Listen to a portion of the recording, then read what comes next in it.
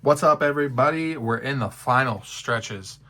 Look at, I did a little bit of more work on it once everything was dry. And really, I just added like a little bit more dark lines in. And it looks phenomenal. So happy with how this turned out. I don't know. I'm hoping I can photograph it. And I even did like stuff underneath there. Hoping I can photograph it so it all comes out well. But what we got to do today, real quick for me so I don't forget anything. Base, retouch up the chains. I added more like Vallejo, what is this stuff? Thick mud to the back. A lot of that I'm going to paint brown.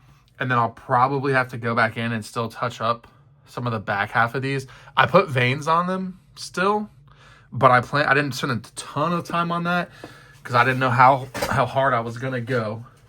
So, burnt umber, the most holy of browns. Okay, so I just got the base done, and now I'm going to start thinking my way through this actual crystal here. I'd probably, this dark umber, because it's the air paint, is actually pretty transparent. So I'm probably going to take a couple of coats.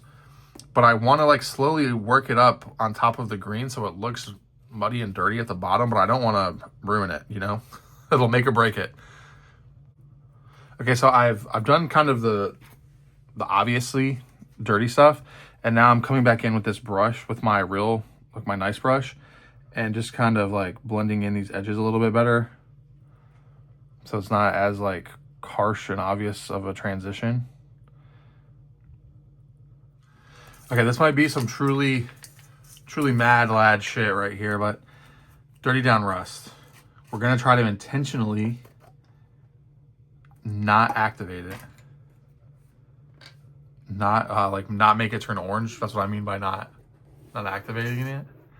So I'm gonna try a little bit on the base here.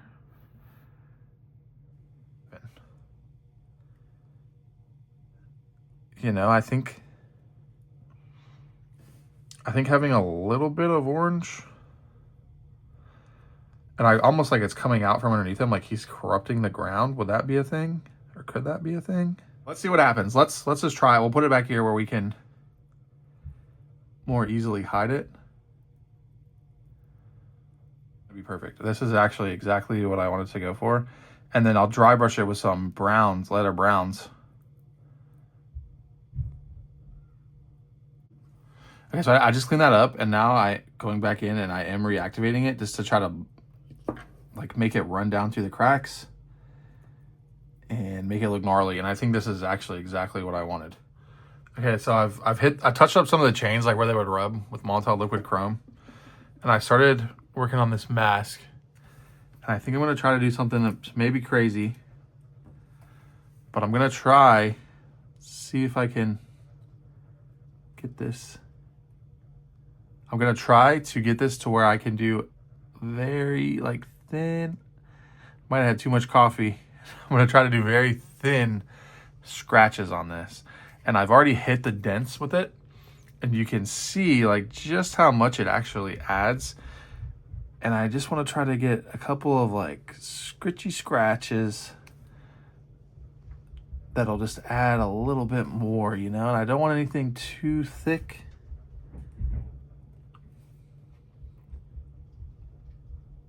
I just gotta have a very fine brush point and just going in with some scratches here. It's very easy to overdo this. So just kind of, and this dries like very fast, like it's already dry. Like drying our brush. So I think that's all I'm going to do. It's a very subtle effect, but it's pretty cool. It just adds a little bit more to the eye. All right, so it makes sense to me that if we're painting with rust paints, we highlight it with more rust paints. Is this actually insane? Let me see here. Whoa, that's way too much. That was insane. And this stuff is like gold too, man. So we're getting a really cool effect.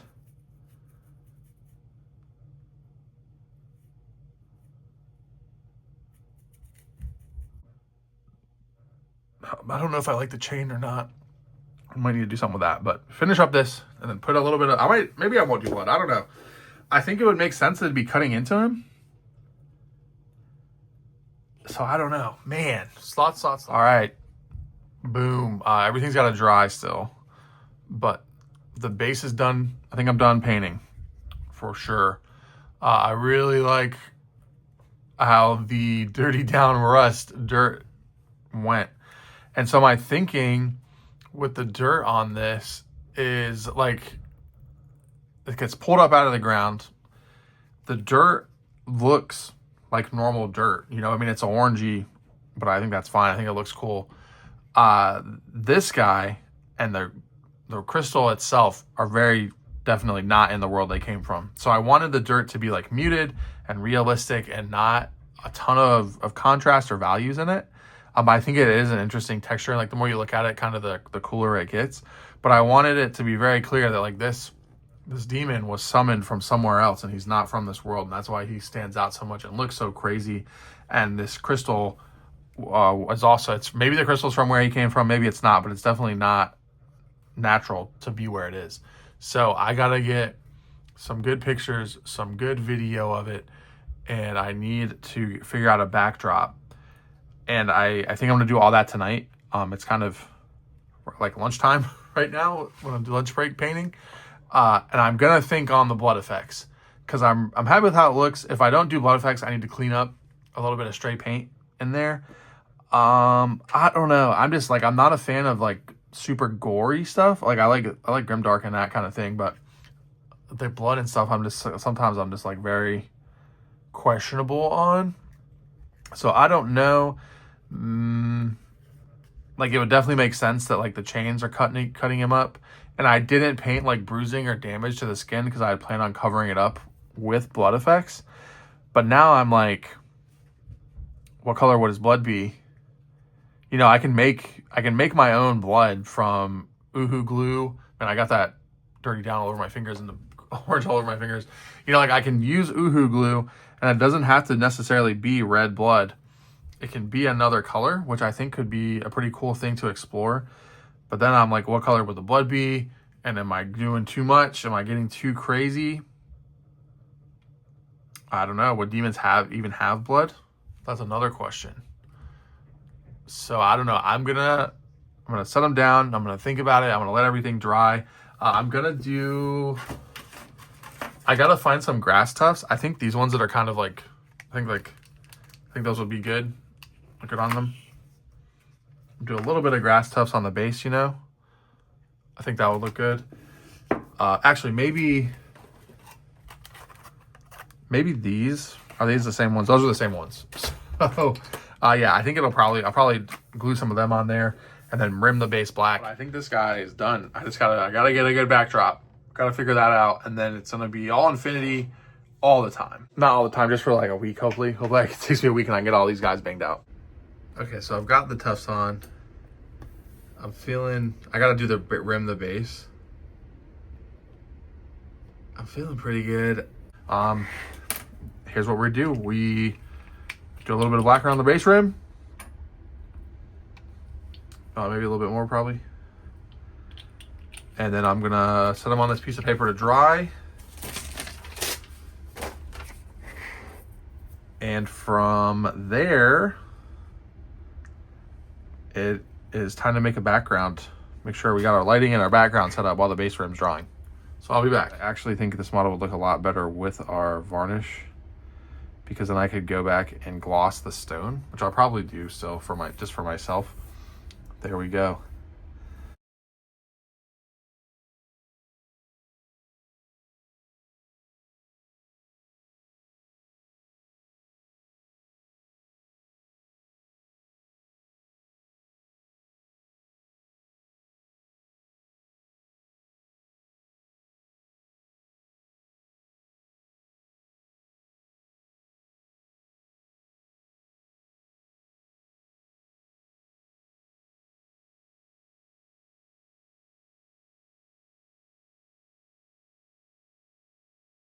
Here's some behind the scenes as I'm trying to take this picture. I got it on the laptop stand.